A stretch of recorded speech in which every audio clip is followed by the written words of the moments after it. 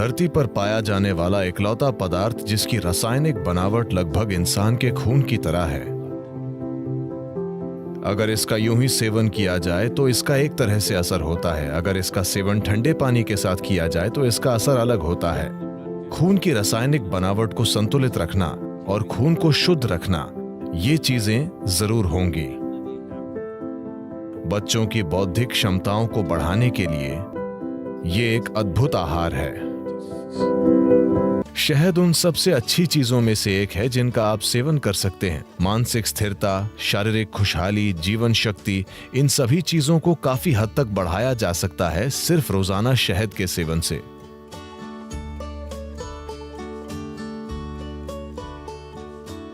शहद इस धरती पर पाया जाने वाला इकलौता पदार्थ है जिसकी रासायनिक संरचना लगभग इंसान के खून की संरचना की तरह है। अगर आप कुछ चीजें बदल दें तो ये लगभग खून जैसा है। शहद का दैनिक सेवन आपके स्वास्थ्य के लिए बहुत कुछ कर सकता है, खासकर वो लोग जिन्हें अधिक बलगम की समस्या है। यह आपके दिल के लिए बहुत अच्छा है, आपके दिमाग के लिए अच्छा है, यह आपके मन को सतर्क रखता है और ये बहुत ऊर्जा देता है।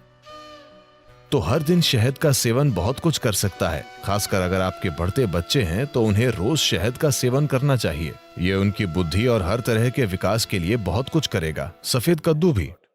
सफेद कद्दू और शहद दोनों चीजें एक साथ मिलकर बच्चों के लिए एक शानदार आहार हैं, उनकी बौद्धिक क्षमता को बढ़ाने के लिए।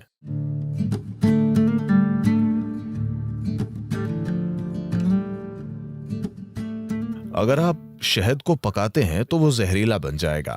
शहद को पकाया नहीं जाना चाहिए। मुझे पता है कि लोग इसे बेक कर रहे हैं, इसे केक और दूसरी चीजों में पका रहे हैं। ये करने के लिए अच्छी चीज नहीं है। अगर आप इसे पकाते हैं तो शहद का कुछ हिस्सा जहरीला हो जाता है। आपको इसे हल्के गर्म पानी में डालना चाहिए, उबलते गर्म पानी में नहीं। अगर आप इसे गर्म पानी में डालते हैं तो ये एक प्रकार का एंजाइम तैयार करता है जो शहद में एक खास तरह का बर्ताव करता है, जिससे इसमें शरीर से वजन हटाने की प्रवृत्ति आ जाती है। अगर आप इसे ठंडे पानी में डालते हैं तो ये एक अलग तरह से बर्ताव करता है और ये शरीर का वजन बढ़ा देता है। ऐसा नहीं है कि कुछ चम्मच शहद जो आप ले रहे हैं उससे आपके शरीर का वजन बढ़ रहा है। आपके सोखने की दर ऐसी हो जाती है कि आपका वजन बढ़ सकता है। तो शहद के सिस्टम पर अलग अलग असर होते हैं। अगर इसका यूं ही सेवन किया जाए तो इसका एक तरह का असर होता है। अगर इसे ठंडे पानी के साथ लिया जाए तो इसका अलग असर होता है। अगर इसका सेवन गर्म पानी के साथ करें तो इसका अलग तरह का असर होता है। यहां हम इसका सेवन गर्म पानी के साथ करना चाहते हैं क्योंकि हम चाहते हैं कि सिस्टम खुल जाए। अगर आप सिर्फ सेहत बनाना चाहते हैं, जैसे अगर कोई एनीमिक महसूस कर रहा है, एनीमिया का मतलब है एक स्तर पर खून में लोहा कम हो गया है, मतलब आपकी ताकत कम हो गई है, ठीक है? आपके शरीर की मजबूती कम हो गई है। आप थकावट महसूस करेंगे, बिना किसी कारण के थकावट, क्योंकि जब जरूरी लोहा नहीं होता है तो शरीर के हिस्सों तक ऑक्सीजन ले जाने की आपकी क्षमता कम होती है। इसका मतलब है कि आपका शरीर, आपका दिल, आपका मस्तिष्क सब कुछ कम स्तर पर काम करेगा क्योंकि आपके पास पर्याप्त ऑक्सीजन नहीं है। तो इसे ठीक करने के लिए एक आसान चीज यह है कि आप रोजाना गर्म पानी में थोड़ा सा शहद मिलाकर पिएं और आप देखेंगे कि धीरे धीरे आपकी आरबीसी की मात्रा बढ़ जाएगी। अगर खून में ऑक्सीजन ज्यादा है तो अचानक आपको ऊर्जा का विस्फोट महसूस होगा। अचानक सब कुछ सक्रिय है, शरीर की पुनर्जीवन प्रणाली बेहतर है, मृत कोशिकाएं जल्दी जल्दी बदल रही हैं। शरीर में आप जो आलस महसूस करते हैं वो काफी कम है, मन में आप जो आलस महसूस करते हैं वो काफी कम है। तो शहद का सेवन रक्त संचार प्रणाली में एक तरह का संतुलन लाएगा, जो योगाभ्यास करने वालों के लिए बहुत ज्यादा जरूरी है, क्योंकि आप कुछ तरीकों से शरीर को सीमाओं से आगे धकेल रहे हैं। तो खून की केमिस्ट्री को संतुलित रखना, खून को शुद्ध रखना, ये शहद के नियमित सेवन से निश्चित रूप से होगा। और जो योग अभ्यास करते हैं उनके लिए यह बहुत जरूरी है। और हल्दी से भी ऐसी ही चीजें होती हैं। ये खून को शुद्ध करती है और ये आपकी ऊर्जा में हल्की पारदर्शिता लाती है। हल्दी एक ऐसा पदार्थ है जो न केवल शरीर पर काम करता है, ये ऊर्जा प्रणाली पर भी काम करता है, और शहद भी ऐसा ही है। इसका प्रभाव आपकी ऊर्जा प्रणाली पर भी पड़ता है। शहद आपको अधिक जीवंत बनाता है। हल्दी एक तरह से आपको शांत करती है।